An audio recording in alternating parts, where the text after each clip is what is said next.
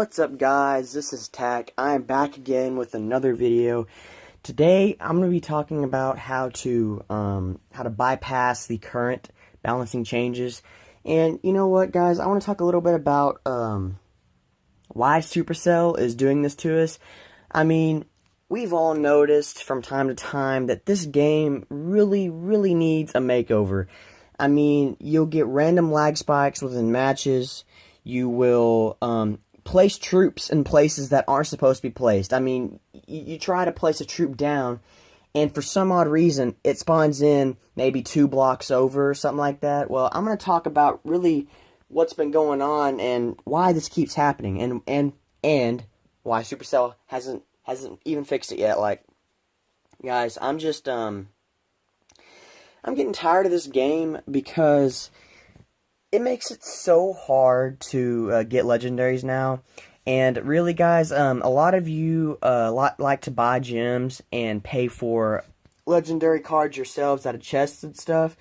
But guys, I've been really wanting to get the Mega Knight card. Let me go to my deck here. And as you can see, my deck's looking really good. Golem and Witch are both halfway to 7. Mega Knight is 1 card away from level 3, and my Dark Goblin is extremely close to level 10. Now, the first thing I'm going to be talking about right now is how to bypass these balancing changes. Now, as you guys know, the Mega Knight got a really bad nerf, and it really made me mad because I use the Mega Knight all the time in any deck that I play with, and 3 is my main battle deck for challenges and for 1v1. So, I use this deck for pretty much every single mode and challenge on this game. And the fact that they nerfed the Mega Knight like they did, I was just very disappointed. And I want to tell you guys how you can bypass these balancing changes. Okay, so we're going to take a trip back to the balancing changes here. And I'm going to show you guys something. Okay, so as you guys know, spawn and jump damage is a negative 25% decrease. So, guys, obviously, we're not going to be able to change the deployment radius reduced. We're not going to be able to change that, obviously, but we can do this. Now, suppose your Mega Knight's almost level 2. Now, really, there's only one way you can bypass the balancing changes here for the Mega Knight, and the only possible way to do that is to get your Mega Knight to at least level 3.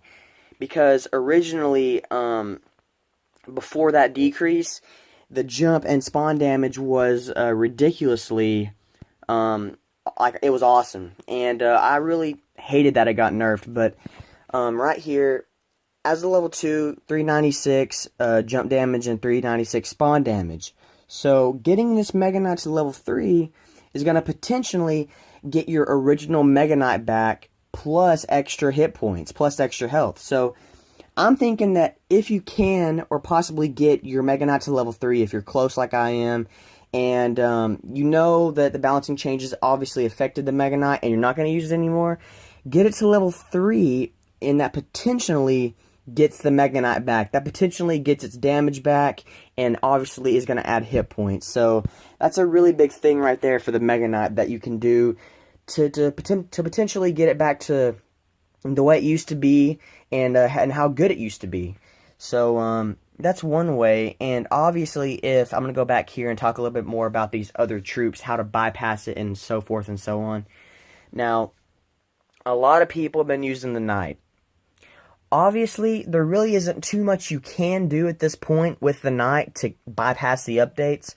I'm just going to say it's got to be a really high level Knight. I mean, a negative 6 hit points, that won't affect your Knight. It potentially won't affect your Knight too much if you're maybe level 12 Knight or a level 13 Knight.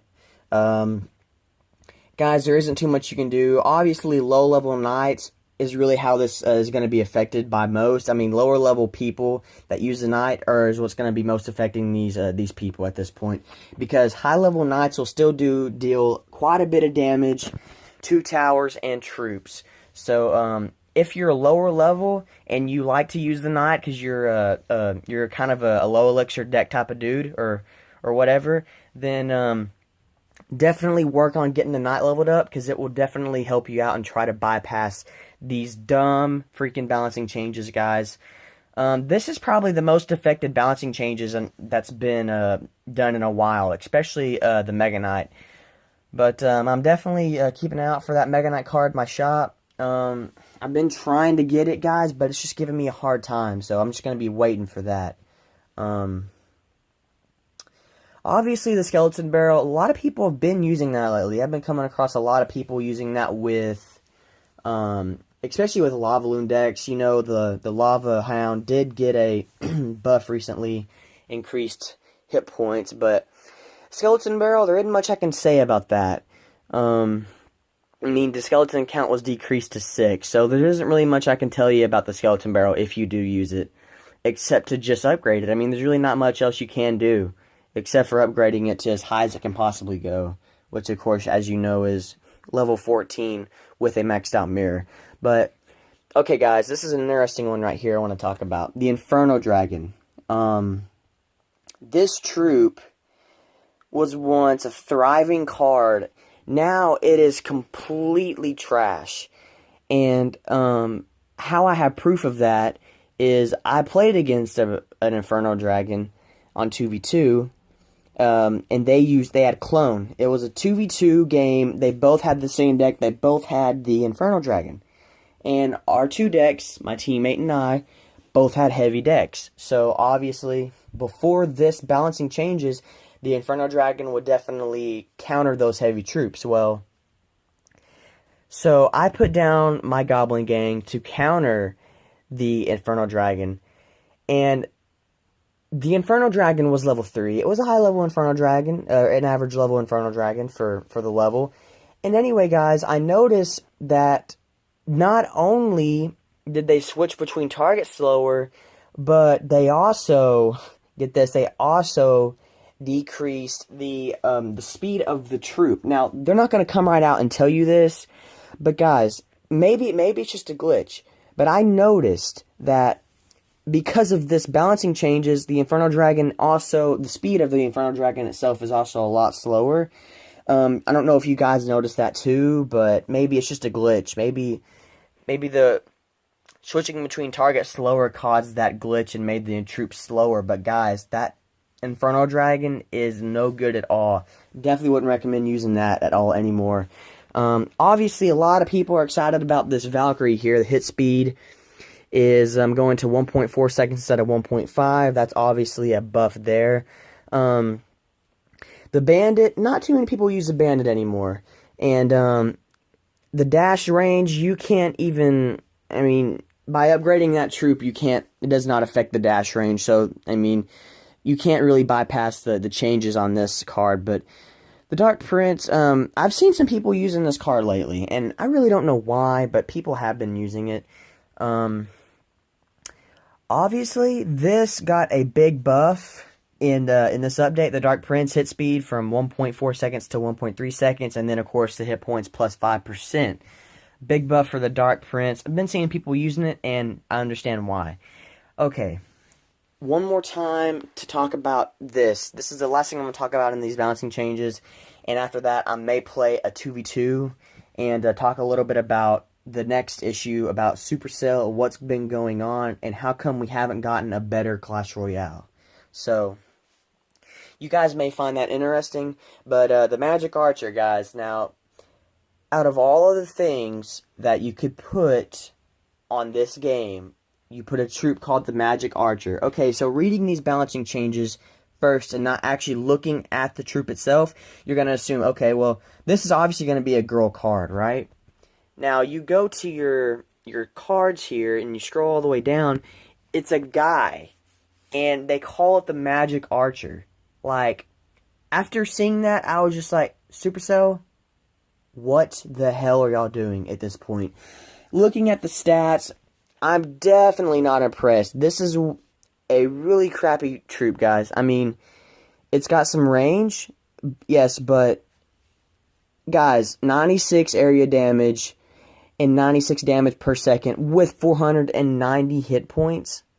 Man, that is so bad, guys. I'm just disappointed because this troop definitely does not need to be 4 elixir. It needs to be at least 3 elixir, because nobody's going to want to use this card looking at these stats. Obviously, it can target air and ground, okay, but guys, I'm not impressed with this troop, not one bit. I don't want the troop, and I don't care to have it. The only thing I want right now is the Mega Knight. Just one more Mega Knight card. I have the gold to buy the card out of my shop, and I have the gold to upgrade it. Been saving up for months now. So, let's go play a 2v2, and I'm going to talk a little bit about why Supercell has been doing what they've been doing. And a lot of people have been complaining about how bad this game is for quite a while, but they really topped the cake with icing after these balancing changes. And this goes to show you that Supercell does not care one bit about the community anymore. Obviously, I believe they used to care about the community, but guys, there comes to a point to where, why are you doing this, Supercell? You haven't fixed our lag issues when we're playing in the middle of the game. You haven't fixed spawning issues, which I know a few people have been having that too. I've been doing a little bit of research on this. And disappointed. I mean, and especially the lag that happens whenever you try to place the card down itself. It'll lag, and then it may even cost you the game sometimes. I mean, come on, Supercell. How bad can your game get before you finally want to fix the game? And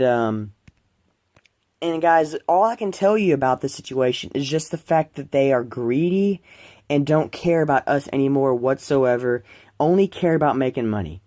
All these big corporations, all these big gaming companies, all they even care about is making money. So, guys, they could care less about the community. And this doesn't even this doesn't even go to my bad. This doesn't even go for Clash Royale either. This goes for quite a lot of gaming companies recently. Whether it's console gaming, mobile gaming, the community is disregarded, because if they want to fix a game, a lot of the times they will not make as much money.